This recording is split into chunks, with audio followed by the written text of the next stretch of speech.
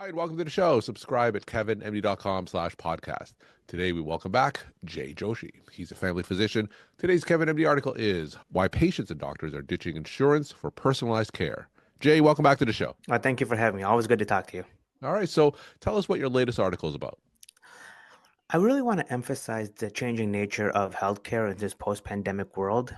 And one of the biggest changes is that the fundamental institution of health insurances, as we understand it, both explicitly and implicitly, has changed. Mhm. And what I mean by that is we know that patients have had a long drawn out fatigue of health insurance companies, and we don't need to get into the politics of it, but it's now more apparent than ever. But implicitly now, people are starting to recognize that health insurances aren't the end all and be all of the healthcare experience. Previously, going as far back as the 80s and 90s, health insurance companies effectively deemed in the minds of many what is valuable, what is worthy in healthcare. We're shifting away from that. And as we start to shift away from that, it's really incumbent on the patients and the physicians to reunite and focus on what values to them in their patient care experience. And how do we get to this point where we gave insurance companies so much power that they themselves can deem what's worthy in healthcare? It's essentially death by a thousand knives, right? There's not Yeah. any one incident that really happened as much as it was just a series of default reactions. Health insurance has provided a means for patients to defer payments. That made a lot of sense. Mhm. Health insurance has provided a way for physicians to get compensated without directly engaging with the patients and avoiding awkward conversations. That made sense. And then over time, they became the thousand-pound gorilla in the room and effectively dictated the nature of the relationship between the patient and the physician. What I propose is that we need to go back to that one-on-one relationship, and it's makes a lot of sense in the sense that it's a good thing, right? Direct patient to physician relationships, but it's also going to bring back awkward conversations that many physicians thought they'd never have. For example, discussing finances with patients. And Mhm. that's something that's anathema to a lot of physicians in the sense that they're conditioned not to want to talk about finance. But what I propose is that not only should you jump into those conversations, you should, in the same vein as health insurance companies do, find ways where patients can provide affordable payment mechanisms. So instead of avoiding the conversation, jump into it and help patients realize there are ways you can pay for your healthcare directly that goes around simply having to pay up a lump fee. And you mentioned how finances are anathema to how physicians are trained. And that goes in terms of the practice environments physicians often find themselves in, right? Because whenever they finish residency, they just don't have a lot of that background. So they choose practices where they're divorced from the realities of finance, right? And I think that has served physicians in an era before the pandemic. And I think what we have to recognize is that the pandemic has primary order consequences, as we can see in the news all day, every day. But there's also second and third order consequences that are more subtle. And one of those subtle changes is the avoidance of health insurances as the end all and be all when it comes to the healthcare experience. So, what I propose is to look at it in its full context. Whenever you tell patients or you tell physicians, hey, let's eliminate health insurance companies, everybody just reflexively says, hey, that's a great idea. But they don't see the full consequence of that. And part of that has conversations where it's kind of awkward to talk about this with my patients. It was kind of better when health insurances kind of took care of that. Oh, but health insurances are not taking care of that anymore. You mean coverage is dropping? You mean Mhm. now I have to bring forward that conversation? So these types of thought patterns appear in a lot of the minds of physicians. And what I suggest is recognizing that financial literacy is a part of good clinical care. In the oncology space, there is this term called financial toxicity. Mhm. And what it entails is that after a patient typically completes a course of chemotherapy, they're at a very high likelihood of getting a bankrupt or going into some sort of bankruptcy type relief. And what oncologists have noticed is that they may beat the cancer, but Mhm. they lose out economically. And so Mhm. you have to look at economics and finance as a social determinant of health in that capacity, that good financial literacy is a part of good clinical care. And when you frame it in that context, it no longer becomes an awkward conversation around finances. It actually becomes part of good clinical care to help patients understand, hey, you need to budget X, Y, and Z for your medical expenses. How can we make this cost effective? How can we make this tax beneficial? Jump into conversations on health savings accounts, on payment deferment plans. So we actually partner with different financial institutions that'll say, hey, why don't you open up a health savings account? You can save a lot of money. And there are those patients that say, oh, way ahead of you. We've had a health savings account for decades. And Hmm. some patients say, health savings account, is that a thing?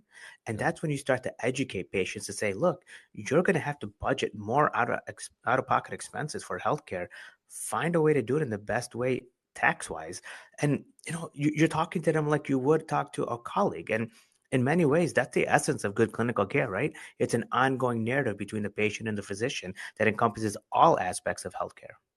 So, talk to me about some of the models that you're proposing where we could incorporate some of that financial literacy with patients. What would that look like? Sure thing. So, what I begin with is replicating how health insurance companies offer their support. So, they offer their support by providing compensation for financial services in exchange for ongoing subscription based payments, Hmm. right? They just use different words. They call it premium, they call it deductibles, what have you. But essentially, health insurance companies are money in, money out.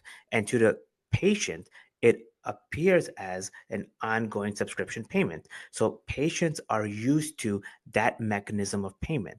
How can we replicate that mechanism of payments so that behaviorally it appears familiar to patients, Hmm. but we're devoid of the health insurance entity itself? Hmm. So you can offer deferred payments.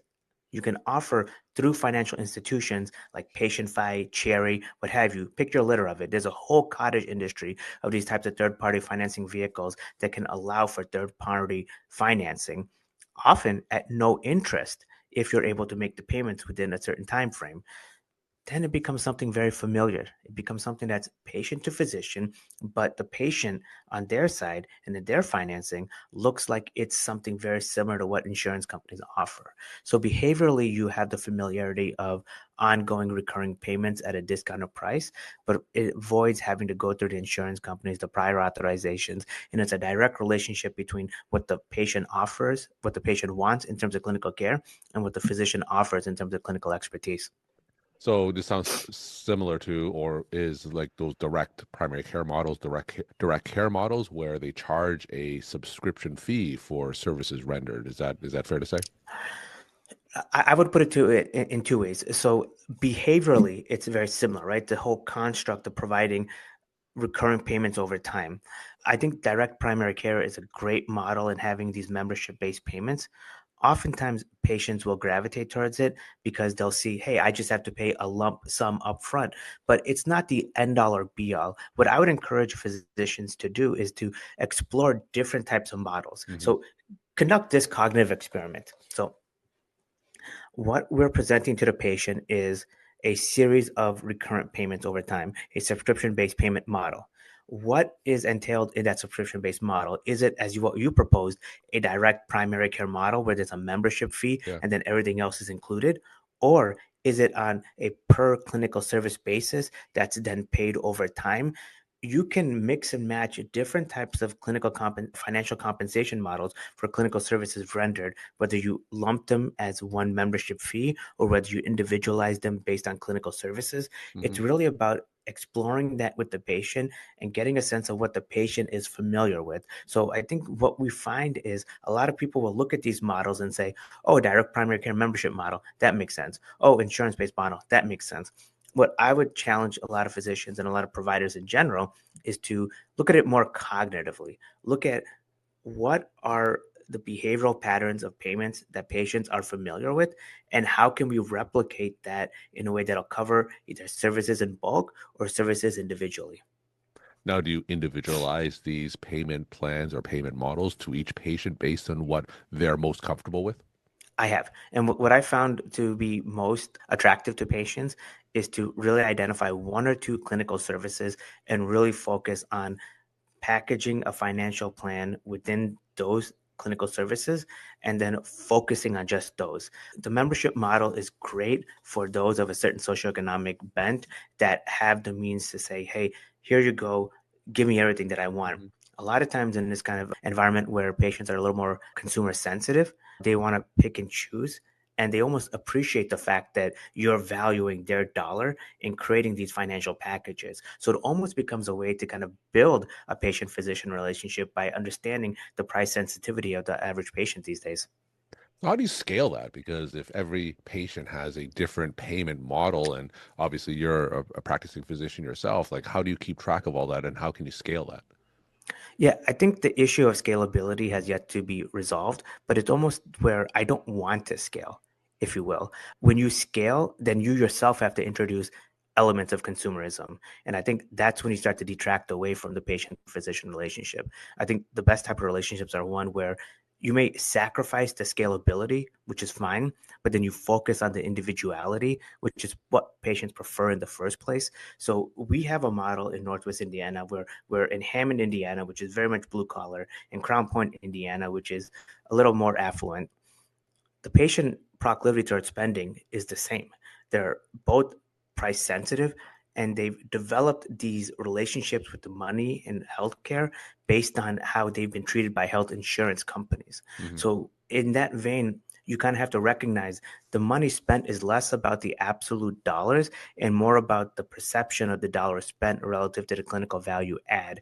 And you're right. I mean, I don't really have a good answer to the question of scalability. I'm sure some private equity folks are penciling away on their own Excel spreadsheets. But what I have is a model that can individualize the care experience for patients. So talk a little bit about your practice. Like how does it work? How many patients do you see? How big is your practice? Yeah. So we have a blend of clinical care focus. We see on average of around 80 patients a week between both locations. So it's a decent size. It's nothing out of the ordinary by any means, but it's good enough for us to have a strong relationship with our patients. What we focus on are specific conditions like weight loss, muscle enhancement, hormone replacement, but we very much focus on the comprehensive primary care vein.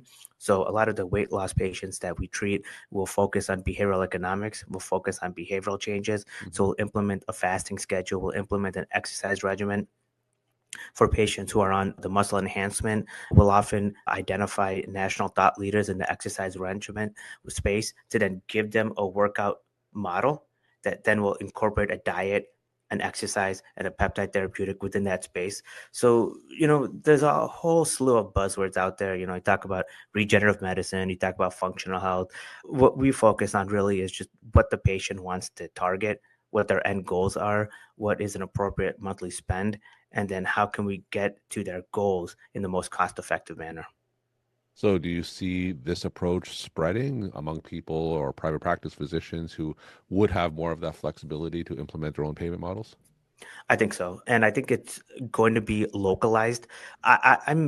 I've always been leery of the kind of introduction of consumerism or standardization in healthcare because I think the model that works for me in Northwest Indiana is not going to work in Central Tennessee and Mhm. it's not going to work in Southern California.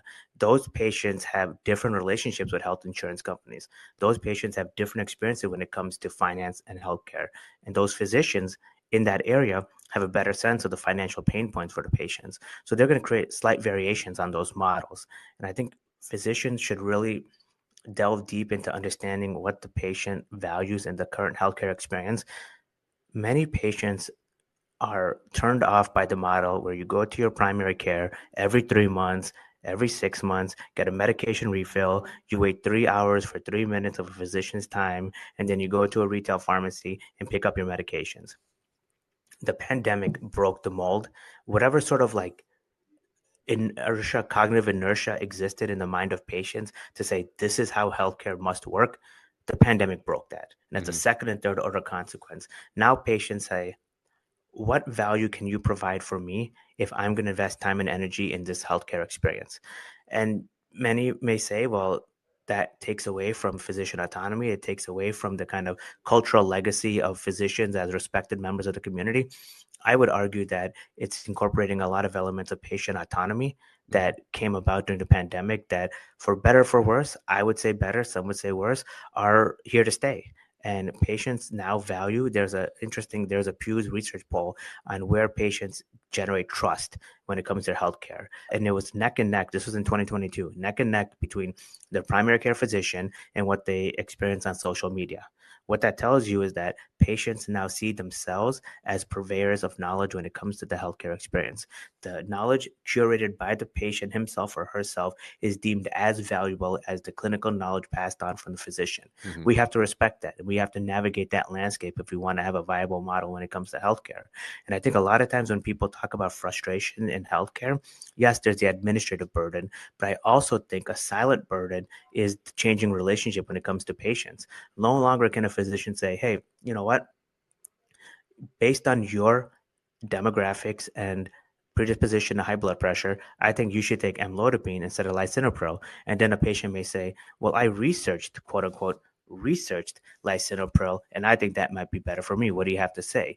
And so right away, the physician may think, do you even know what research means? Do Hmm. you even know the difference between lisinopril and amlodipine? Why are we having this conversation? And it can turn negative very quickly. Instead, the physician should understand, where did you get that information from? Let me share the medical knowledge that I have with the Hmm. information that you're gathering. So it's a pivot in the relationship. And at some point, you can say, potatoes, potatoes, what have you.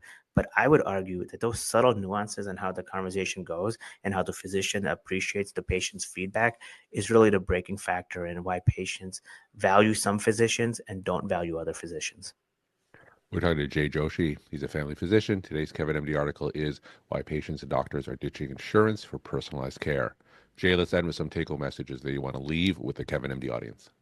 The biggest takeaway I would have for physicians listening to this is empower yourselves to have financially oriented conversations with patients. Patients value those types of conversations, and whatever sort of awkwardness or reluctance you might have will quickly go away. Start by having these conversations with patients that you are most familiar with, that you know if the conversation turns awkward will not lead to any sort of negative or adverse effect. Start to get comfortable having those financially related conversations, understand what questions the patients may have, and then over time incorporate that into your practice, because we must, as physicians, understand the financial needs of patients if we're going to provide good quality of care. Jay, thank you so much for sharing your perspective and insight. Thanks again for coming back on the show. Thank you, sir. Always appreciate it.